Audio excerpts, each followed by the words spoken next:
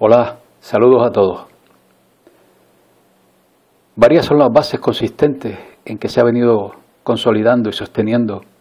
el Imperio Romano que representa el Vaticano en la actualidad. Una serie de hechos políticos, administrativos y religiosos han perpetuado a la institución más antigua del mundo con 2 milenios de historia que tras de sí la contemplan. Si bien su disfraz religioso ha estado colmado de efectividad,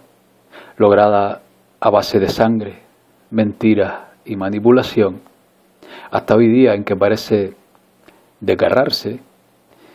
hay hechos históricos de carácter político y administrativo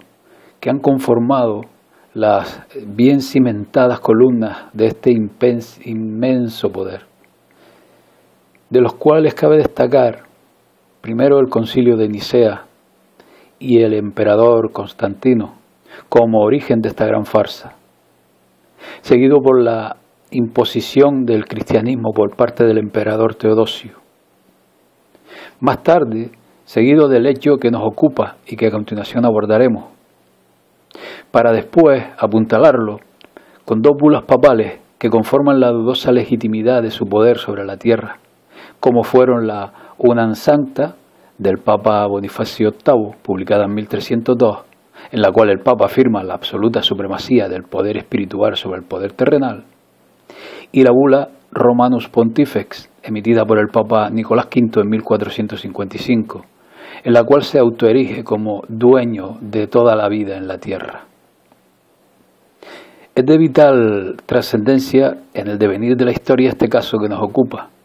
porque fue en su momento el origen de la inmensa riqueza y poder de muchas de las familias que vengo exponiendo en la saga de la nobleza negra como los actuales amos del mundo,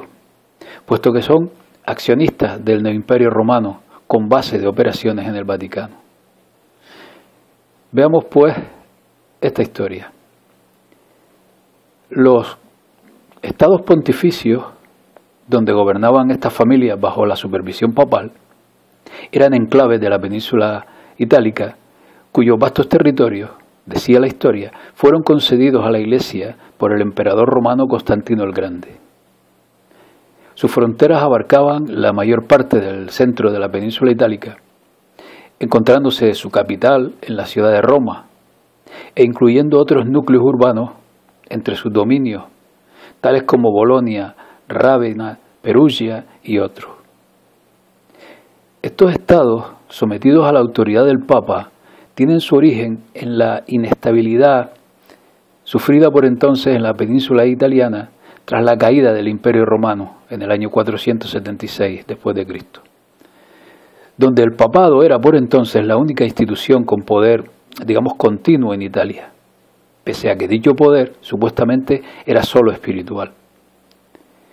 Cuando los francos entraron por el norte de Italia y los lombardos fueron derrotados en el siglo VIII, la Iglesia reclamó como suyos los territorios que rodeaban a Roma, presentando un documento de propiedad conocido como la Donación de Constantino, en la cual figuraba que dicho emperador, Constantino el Grande, recordemos el fundador de la Iglesia Católica, a su muerte decidió legar el control de Italia a la Iglesia, dotándole de poderes civiles sobre aquellos territorios. El texto de la donación es una supuesta carta de Constantino el Grande enviada al Papa Silvestre, en la cual relata, por una parte, la conversión de Constantino al cristianismo y por otra, la donación al Papa del derecho sobre diversos territorios del imperio, no solo en la península itálica, sino también la primacía frente al resto de los patriarcados cristianos, como Antioquía, Alejandría, Constantinopla y Jerusalén. Pese a que las donaciones a la Iglesia eran habituales por entonces, el mismo Pipino el Breve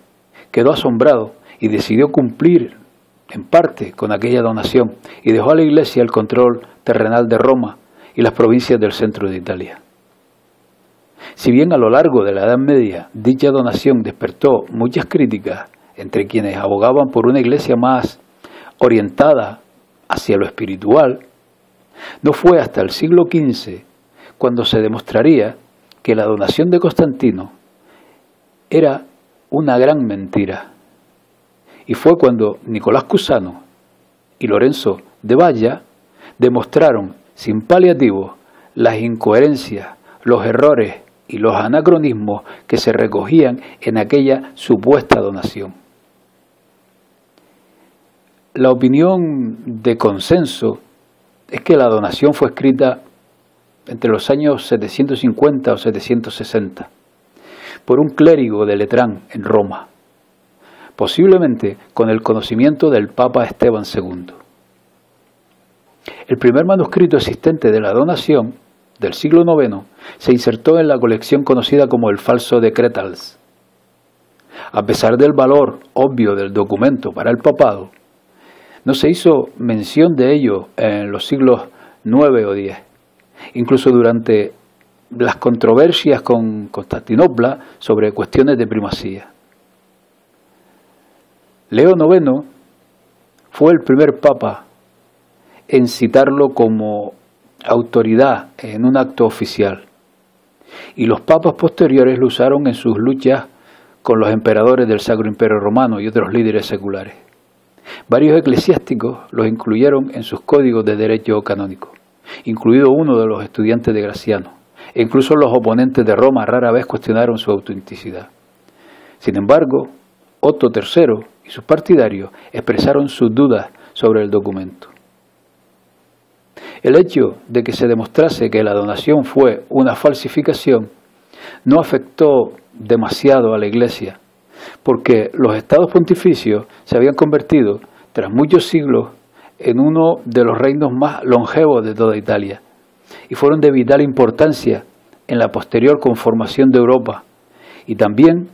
en el afianzamiento de muchas familias de poder que, tal como decíamos al principio, siguen hoy día manejando el mundo. Es decir, esta donación de Constantino ha sido una de las mayores farsas de la historia, y en la cual se sustenta el poder de varias familias de esta nobleza negra, que junto a la nobleza veneciana que conformaron aquel poder en la Edad Media, y tras diversas vicisitudes que hemos venido abordando a lo largo de varios vídeos, siguen hoy día, gracias a este poder logrado no solo con esta gran farsa, sino con la llegada de papas de esta familia digamos al poder, donde no solo trabajaban el lado espiritual, entre comillas, sino que también se dedicaban a enriquecer a esta familia. Pues bien, amigos, esto es todo y hasta la próxima. Saludos a todos.